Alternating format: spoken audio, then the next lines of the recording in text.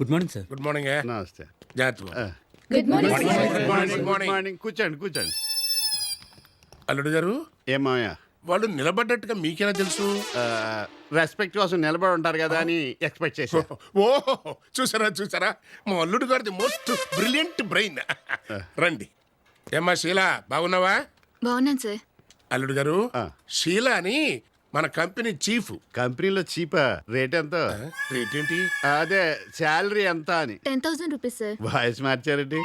Sorry, మీకు చూపే అనుకున్నాను. ఆడియో కూడా వీకా. సరే రండి. వస్తానమ్మా. జాగ్రత్త. తగలేదండి. నెట్టుంది, నెమ్మదిగా రండి. అది థ్యాంక్స్. ఓకే. ఇదే మన ఆఫీసు. ఎండి చైర్ ఎంత బాగుందో మామయ్య. అల్లుడు గారు, ఇది చైర్ కాదండి, టేబుల్. ఏంటి, ఎండి చైర్లో కూర్చోాలని ఉందా? రండి, నేను కూర్చోబెడతాను.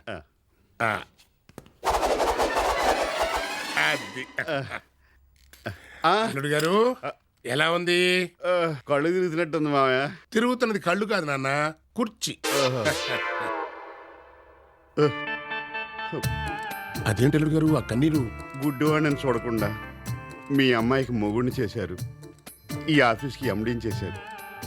ఆ భగవంతుడు ప్రత్యక్షమై నీకు కళ్ళు ఇస్తే ముందుగా ఏం చూడాలనుకుంటున్నావంటే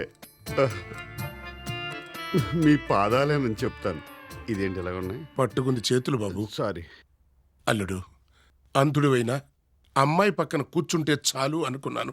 కానీ అంధులతో కూడా క్రికెట్ ఆడించే ఈ రోజుల్లో మీ అల్లుడితో నేను పని చేయిస్తానండి అన్నాడు ఒక మహానుభావుడు. గుడ్డివాడితో కూడా పని చేస్తా అన్న పిచ్చివాడెవడు? రండి అల్లుడు గారు, ఈయన శోభన్, మీకోసం ప్రత్యేకంగా అపాయింట్ చేయబడ్డ మేనేజర్. ఇది వరకు ఈయన ఓ బ్యాంకులో మేనేజర్ గా పనిచేశారు.